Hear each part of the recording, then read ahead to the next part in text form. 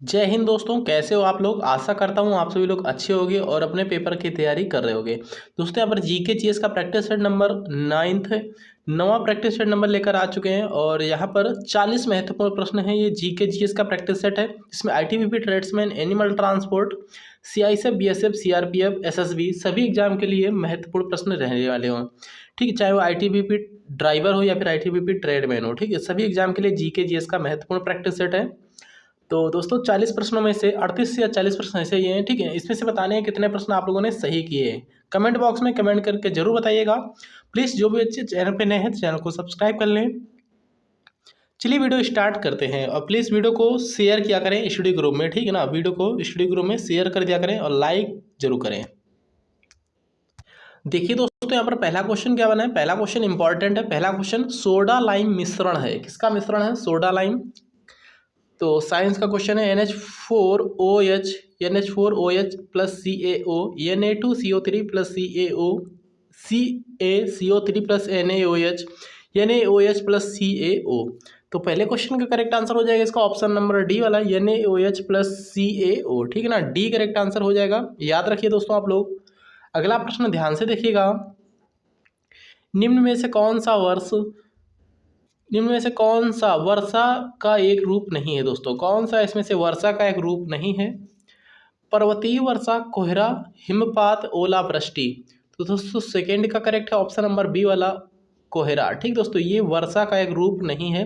पर्वतीय वर्षा भी है, हिमपात भी है, ओलावृष्टि भी है। यहाँ पर कोहरा जो है ये वर्षा का एक रूप नहीं है। अगला प्रश्न ध्यान से देखिएगा।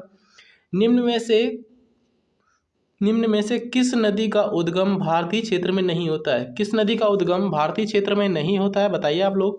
ब्रह्मपुत्र, गंगा, यमुना, महानदी। तो तीसरे प्रश्न का करेक्ट है ऑप्शन नंबर ए वाला, ब्रह्मपुत्र। ठीक है ना, याद रखिएगा, ए करेक्ट आंसर हो जाएगा। निम्न में से किस नदी का उद्गम भारतीय क्षेत्र में नहीं है? ब्रह्मपुत्र नदी का नहीं है। अगला प्रश्न ध्यान से देखिएगा। पतन एवं देश। सेंटोस ब्राज़ील, सेंट पीटर्सबर्ग रूस, new Orleans Canada, Fremantle Australia. चौथे क्वेश्चन का करेक्ट आंसर इसमें से पूछा जा रहा है सही सुमेलित जो नहीं है। ठीक है, इसमें से 3 सही सुमेलित हैं, चौथा सुमेलित नहीं है। चौथे प्रश्न का करेक्ट है ऑप्शन नंबर सी वाला। ठीक है, न्यू ऑरलियंस कनाडा ये सही सुमेलित नहीं है। ऑप्शन नंबर इसका सी सही जवाब हो जाएगा। अगला प्रश्न देखिएगा। पुलित्जर पुरस्कार किससे संबंधित है? दोस्तों पुलित्जर पुरस्कार किससे संबंधित है? पर्यावरण की सुरक्षा से, सिविल सेवा से, पत्रकारिता से या फिर ओलंपिक खेल से। तो पांचवें प्रश्न का सही जवाब क्या हो जाएगा? पांचवें का करेक्ट है ऑप्शन नंबर सी वाला, पत्रकारिता से संबंधित है। याद रखिएगा, पुलित्जर पुरस्कार पत्रकारिता से संबंधित है, याद रखें। अगला प्रश्न देखिएगा। मीन कैंप किसकी आत्मकथा है? दोस्तों मीन कैंप किसकी आत्मकथा है बताइएगा। Bismarck, Napoleon, Hitler, Karl Marx. तो 6 क्वेश्चन का करेक्ट है ऑप्शन नंबर सी वाला, हिटलर की है आत्मकथा। याद रखिएगा, मीन कैंप किसकी आत्मकथा है? हिटलर की। ठीक है ना, एडोल्फ हिटलर बोलते हैं। द्रोणाचार्य पुरस्कार दिए जाते हैं किस क्षेत्र में दिए जाते हैं? उत्कृष्ट अध्यापकों को, उत्कृष्ट एथलीटों को, धनुर्विद्या के उत्तम प्रशिक्षकों को, खेल के उत्कृष्ट प्रशिक्षकों को।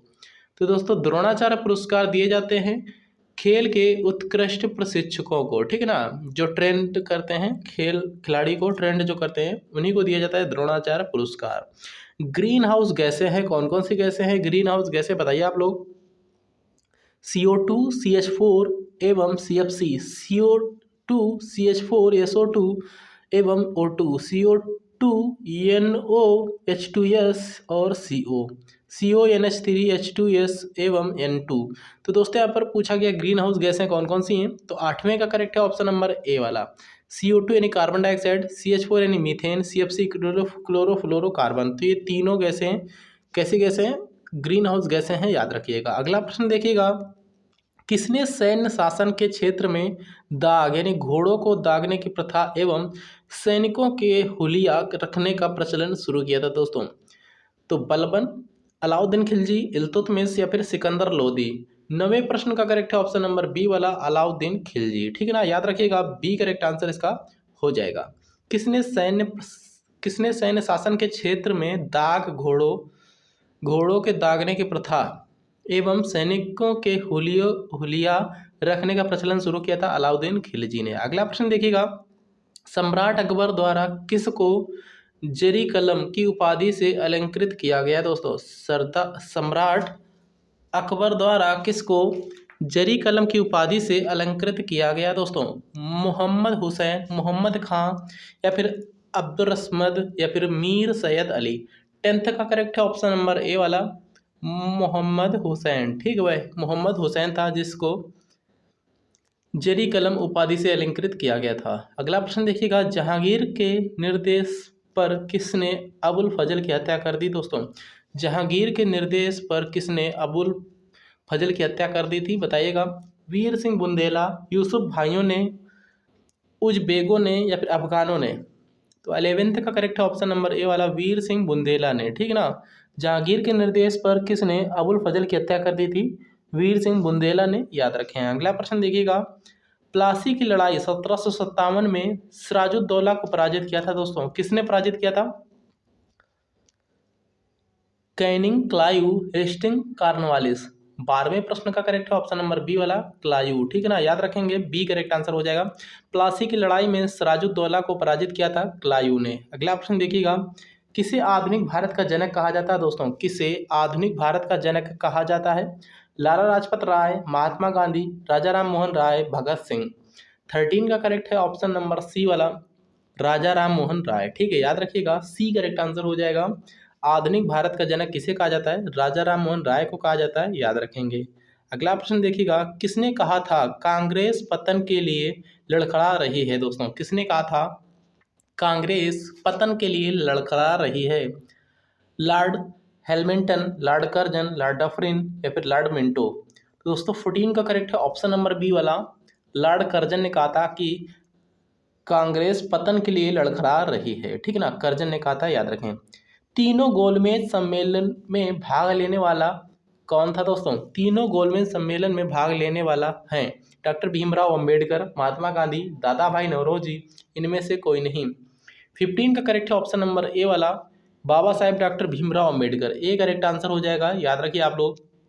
अगला प्रश्न देखिएगा, संविधान के किस संशोधन द्वारा संपत्ति के अधिकार को मौलिक अधिकारों से हटाकर विधायी अधिकार बना दिया गया? दोस्तों, 24वें संशोधन द्वारा, 42वें संशोधन द्वारा, 44वें संशोधन द्वारा, या फिर 48वें संशोधन द्वारा? तो 16 का करेक्ट है ऑप्शन नंबर सी वाला, 44वें संविधान संशोधन द्वारा संपत्ति का अधिकार को हटाकर मौलिक अधिकार बना दिया गया। ठीक है ना, मतलब संपत्ति के अधिकार को हटाकर यहाँ पर कानूनी अधिकार बनाया गया था, जिसे विधायी अधिकार बोलते हैं। ठीक है। विश्व का सबसे लंबा रेल मार्ग कौन सा है? दोस्तों, ब्यूनस आयर्स वाला वैरासी, या फिर लेनिनग्राड व्लादिवोस्टोक, या फिर लेनिनग्राड वोल्गोग्राड, या फिर केप टाउन काहिरा? 17वें का करेक्ट है बी वाला, लेनिनग्राड व्लादिवोस्टोक। ठीक है ना, बी करेक्ट आंसर हो जाएगा, याद रखिए आप ले लो। Sea of equality, sea of equality कहाँ पर स्थित है? दोस्तों, सी ऑफ इक्वलिटी कहाँ पर स्थित है? पृथ्वी, सूर्य, जुपिटर, चंद्रमा, कहाँ पर स्थित है सी ऑफ इक्वलिटी? तो 18वें का करेक्ट है ऑप्शन नंबर डी वाला, चंद्रमा में स्थित है, याद रखिएगा। ठीक है, चंद्रमा पर स्थित है सी ऑफ इक्वलिटी। ठीक है। अगला क्वेश्चन देखिएगा, विश्व का सबसे ऊंचा सक्रिय ज्वालामुखी कोटोपैक्सी स्थित है? कहाँ स्थित है? विश्व का सबसे ऊंचा सक्रिय ज्वालामुखी कोटोपैक्सी कहाँ स्थित है? दोस्तों, इक्वाडोर, जापान, दक्षिण अफ्रीका, या फिर कनाडा में? 19वें का करेक्ट ऑप्शन नंबर ए वाला, इक्वाडोर में स्थित है, याद रखेंगे। ए करेक्ट आंसर इसका हो जाएगा। सुएज नहर जोड़ती है, किसको किससे जोड़ती है सुएज नहर? बताइएगा। भूमध्य सागर को लाल सागर से, भूमध्य सागर को कैस्पियन सागर से, लाल सागर को हिंद महासागर से, या फिर भूमध्य सागर को हिंद महासागर से? 20वें प्रश्न का करेक्ट है ऑप्शन नंबर ए वाला, भूमध्य सागर को लाल सागर से जोड़ती है सुएज नहर। 10 डिग्री चैनल पृथक करता है, किसे पृथक करता है? श्रीलंका भारत को, लक्षद्वीप मालदीव को, अंडमान निकोबार द्वीप समूह से, द्वीपों से, या फिर अंडमान को म्यांमार से? 10 डिग्री चैनल किसको अलग करता है? अंडमान को निकोबार द्वीपों से। ठीक है, सी करेक्ट आंसर हो जाएगा, याद रखें आप लोग। अगला क्वेश्चन यहाँ पर सुमेलित करने वाला है, सूची फर्स्ट को सूची सेकंड से सुमेलित करिएगा आप लोग। बेरिंग जल संधि किसको किसको जोड़ती है? बेरिंग जल संधि बताइए आप लोग।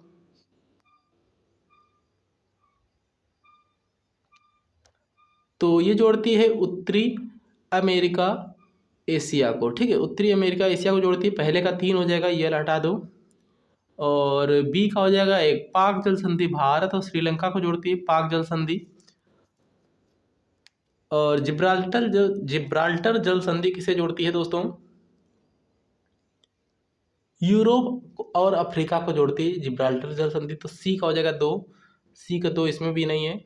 और डी का हो जाएगा 4, मलक्का जल संधि मलेशिया और सुमात्रा को जोड़ती है। इसका करेक्ट है ऑप्शन नंबर बी वाला दोस्तों, ठीक है ना, बी करेक्ट है, याद रखेंगे आप लोग। अगला प्रश्न ध्यान से देखिएगा, इसको भी सुमेलित करना ही है। नगर है एवं नदी है, रोम किस नदी के तट पर स्थित है? रोम पूछा गया किस नदी के तट पर है। और रोम तो दोस्तों टाइबर नदी के तट पर है, ये पहले का चौथा है, ठीक है, ये नहीं है। फिर उसके बाद में आ जाएगा मॉस्को, मोस्कोवा नदी के तट पर स्थित है, तो बी का आ जाएगा तीसरा, बी का तीसरा भी है। फिर उसके बाद में आ जाएगा यहाँ पर सी, लंदन किस नदी के तट पर है? टेम्स नदी के तट पर है लंदन, तो सी का आ जाएगा दूसरा, ये भी हटा दो। तो डी इसका करेक्ट आंसर हो जाएगा, डी का हो जाएगा पहला, यानी न्यूयॉर्क हडसन नदी के तट पर स्थित है, डी इसका दोस्तों करेक्ट आंसर है, याद रखेंगे, ठीक है। न्यूयॉर्क हडसन नदी के किनारे स्थित है, लंदन टेम्स नदी के किनारे स्थित है, मॉस्को मोस्कोवा नदी के किनारे स्थित है, रोम टाइबर नदी के किनारे स्थित है, याद रखेंगे। अगला प्रश्न देखिए ध्यान से, जोहान्सनबर्ग निम्नलिखित में से किसके लिए प्रसिद्ध है? पत्थर, लोहा, सोने की खान, अभ्रक। 24 क्वेश्चन बताइए आप लोग। तो सोने की खान के लिए प्रसिद्ध है जोहान्सनबर्ग, ठीक है ना, सी इसका करेक्ट आंसर हो जाएगा, याद रखिए आप लोग। किस देश को यूरोप का मरीज कहा जाता है दोस्तों? स्पेन, पुर्तगाल, तुर्की या फिर नॉर्वे। 25वें का करेक्ट है इसका ऑप्शन नंबर सी वाला, तुर्की को, ठीक है, याद रखिएगा, तुर्की को यूरोप का मरीज कहा जाता है, याद रखेंगे आप लोग। अगला प्रश्न देखिएगा ध्यान से, देखिएगा कौन सा देश अर्धरात्रि के सूर्य का देश कहलाता है दोस्तों? कौन सा देश अर्धरात्रि के सूर्य का देश कहलाता है, बताइए आप लोग। 26 question, Britain, Japan, Sweden, Norway.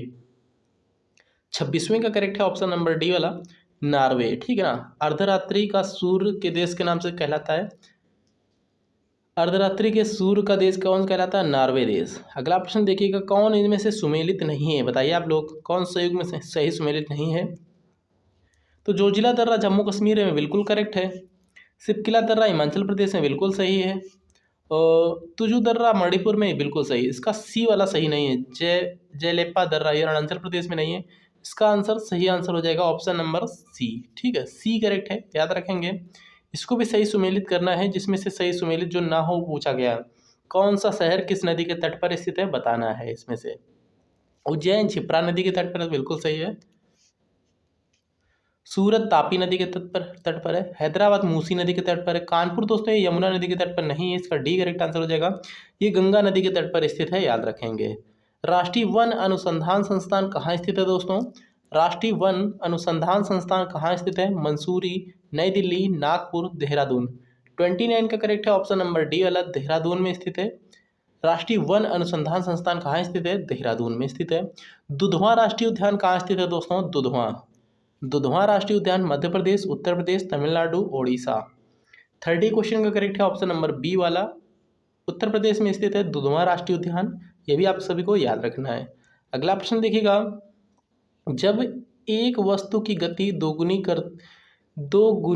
कर दें तो गतिज ऊर्जा कितनी हो जाएगी दोस्तों? जब एक वस्तु की गति दोगुनी कर दें तो गतिज ऊर्जा कितनी हो जाएगी?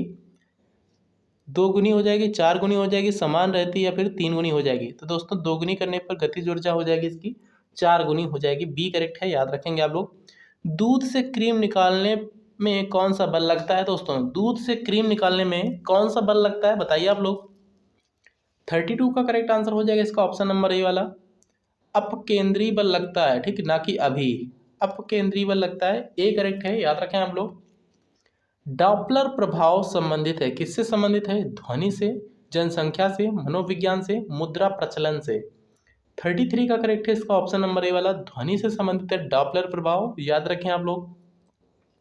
34 क्वेश्चन बताइएगा, निम्नलिखित में से कौन माउस जैसा कार्य करता है? Keyboard, scanner, icon, track ball.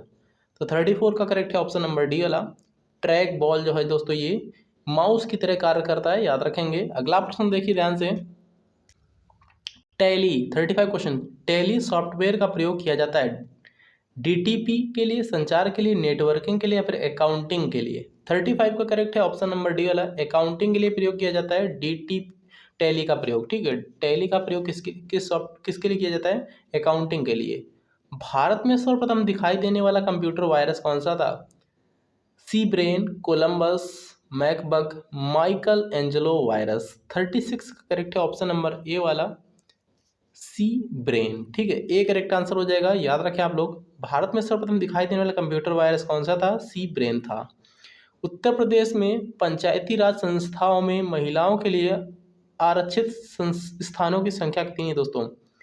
Uttar Pradesh में पंचायती राज संस्थाओं में महिलाओं के लिए आरक्षित स्थानों की संख्या कितनी है? कुल स्थानों के 1/3, कुल स्थानों का 1/4, कुल महिलाओं की आबादी के अनुपात में परिस्थितियों की आवश्यकता अनुसार।